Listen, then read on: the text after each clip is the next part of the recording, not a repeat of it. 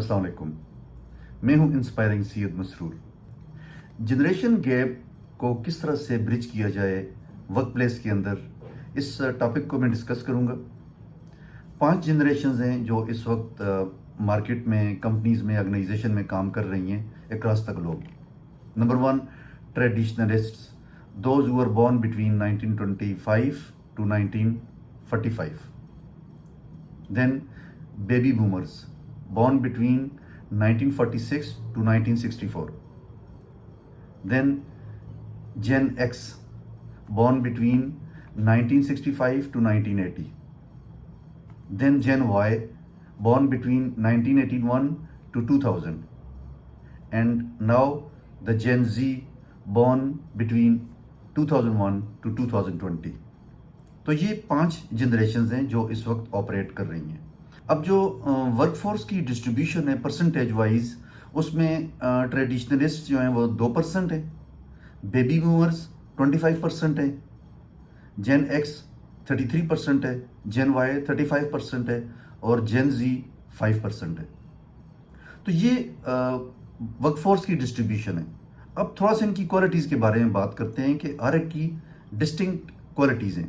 जो पहली 3 जनरेशन्स हैं जिनमें ट्रेडिशनलिस्ट्स हैं, बेबी बूमर्स हैं और जेन एक्स है, ये ज़रा ओल्ड स्कूल ऑफ थाट से बिलोंग करते हैं। इनकी कम्युनिकेशन भी पेपर वर्क बहुत ज़्यादा है, फेस टू फेस कम्युनिकेशन बहुत ज़्यादा है, मे बी टेलीफोन पे बात कर लेते हैं, लेकिन इनके अंदर लॉन्ग टर्म वैल्यू, कंपनी के साथ ज़्यादा स्टे करना, लॉयल्टी का एलिमेंट बहुत ज़्यादा है। बहुत ज़्यादा लोग अपनी सारी ज़िंदगी एक ही जॉब में गुजार देते थे, लेकिन अभी जो जेन वाई और जेन जी है, जेन वाई और जेन जी में ज़रा गैप कम है।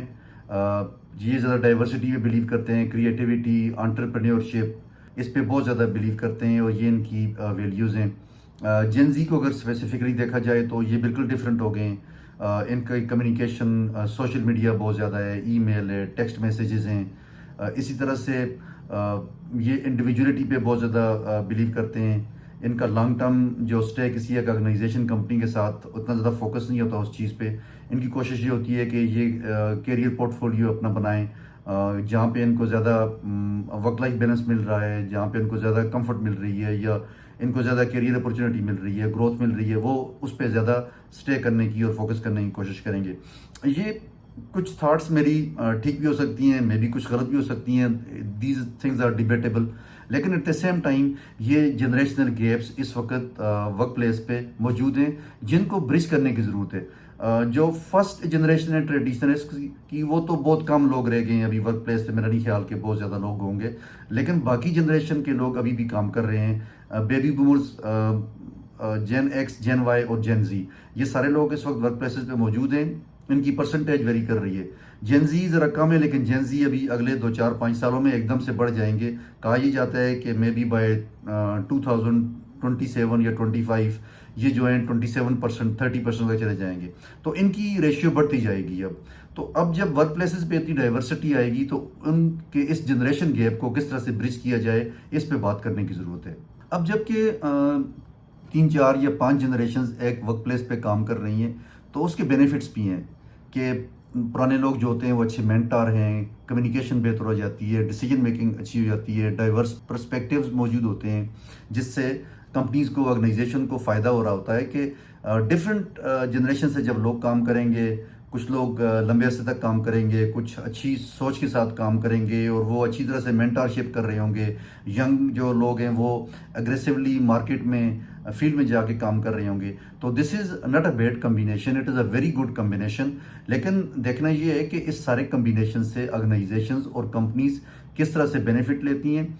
यहाँ पे जो सीनियर मैनेजर्स हैं, एचआर मैनेजर्स हैं, प्रोफेशनल्स हैं, उनका रोल बहुत इंपॉर्टेंट है कि वो इस गैप को किस तरह से ब्रिज करते हैं। सबसे पहली बात तो ये है कि आप डाइवर्स और क्रॉस फंक्शनल कम्युनिकेशन को इंट्रोड्यूस करें ताकि लोग एक दूसरे से बातचीत करें, और कोशिश ये करनी चाहिए एचआर मैनेजर्स को खासकर कि वो इस तरह से मीटअप्स करवाएं, एंगेजमेंट एक्टिविटीज़ करवाएं जहाँ पे सारे लोग मिल के एज ए टीम काम करें और एक दूसरे के साथ कनेक्ट हों। क्योंकि जब तक वो स्पिरिचुअली और इंटेलेक्चुअली कनेक्ट नहीं होंगे तो इकट्ठे काम नहीं कर सकेंगे। ये कम्युनिकेशन का जो गैप है इसको ब्रिज करना बहुत ज़्यादा ज़रूरी है। جب ڈیسیجن میکنگ ہو رہی ہو کسی بھی فورم پہ، میٹنگز میں، ٹیم میں، کراس فنکشنل ٹیمز میں، تو سارے لوگوں کو اکٹھا کریں، ان کو بلائیں، ان کے پرسپیکٹیوز ان سے پوچھیں، ان سے فیڈ بیک لیں، ان سے بات چیت کریں، ان کے آئیڈیاز لیں اور آئیڈیاز کی رسپیکٹ کریں۔ یہ ضروری نہیں ہے کہ جی یہ سینئرز ہیں، یہ سینئر مینیجرز ہیں، یہ عمر میں بڑے ہیں، یہ عمر میں چھوٹے ہیں، ان سب چیزوں کو آپ کو سائڈ پہ رکھنا ہوگا، لیکن ایٹ دا سیم ٹائم جو ینگ لوگ ہیں وہ بڑوں کی رسپیکٹ کریں، ان کو ریکگنائز کریں، اور جو سینئر لوگ ہیں وہ ینگسٹرز کے پوٹینشیل کو، ان کی ڈائیورسٹی کو، اس کی رسپیکٹ کریں اور اس کو ریکگنائز کریں۔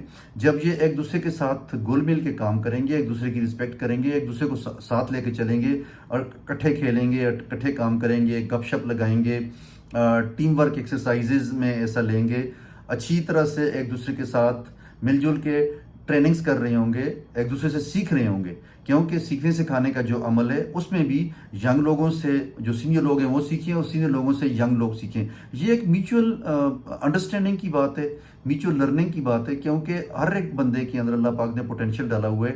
دیکھنا یہ ہے کہ ہم اس پوٹینشیل کو کیسے ریکگنائز کرتے ہیں۔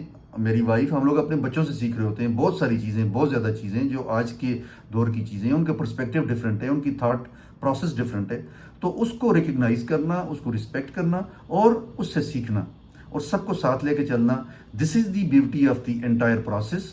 اور اس میں جو مینیجرز ہیں، جو سینئر لوگ ہیں، ان کا رول بہت امپورٹنٹ ہے، کیونکہ آپ نے ینگسٹرز کے اندر یہ فیلنگ نہیں کریٹ کرنی کہ یہاں پہ کسی قسم کا بائس موجود ہے یا فیورٹزم ہے یا کسی قسم کی اس طرح کی اسکیپٹیکل پریزنس ہے کسی بھی تھاٹ کی، کسی بھی چیز کی۔ تو ان سب چیزوں کو سائڈ پہ رکھتے ہوئے جب سارے لوگ اکٹھے مل کے کام کریں گے تو یہ جنریشنل گیپس خود بخود فل ہو جائیں گے، برج ہو جائیں گے، اور کمیونیکیشن بہتر ہو جائے گی، میوچل رسپیکٹ ہوگی، کلچرل ڈفرینسز ختم ہو جائیں گے، ڈیسیجن میکنگ اچھی ہو جائے گی، ایک دوسرے سے لرننگ کا عمل بہتر ہو جائے گا۔ تو میرا خیال یہ ہے کہ اس جو جنریشنل گیپ کو اس طریقے سے برج کیا جا سکتا ہے۔ میں اس پہ ذرا سا بریفلی بات کرنا چاہ رہا تھا۔ مزید اگر کسی کو اس پہ بات کرنی ہے، ڈسکس کرنا ہے، تو پلیز آپ مجھ سے کویشچن پوچھ سکتے ہیں میری ویڈیوز کے کمنٹس میں، اور میں ان کو رسپونڈ کروں گا۔ آئی ہوپ کہ this will benefit everybody in the viewership from all the age groups, so please do let me know about your feedback. اللہ ہم سب کو آسانیاں بانٹنے کی توفیق دے اور ہمارے لیے بھی آسانیاں کرے۔ اپنا خیال کریں، اللہ حافظ۔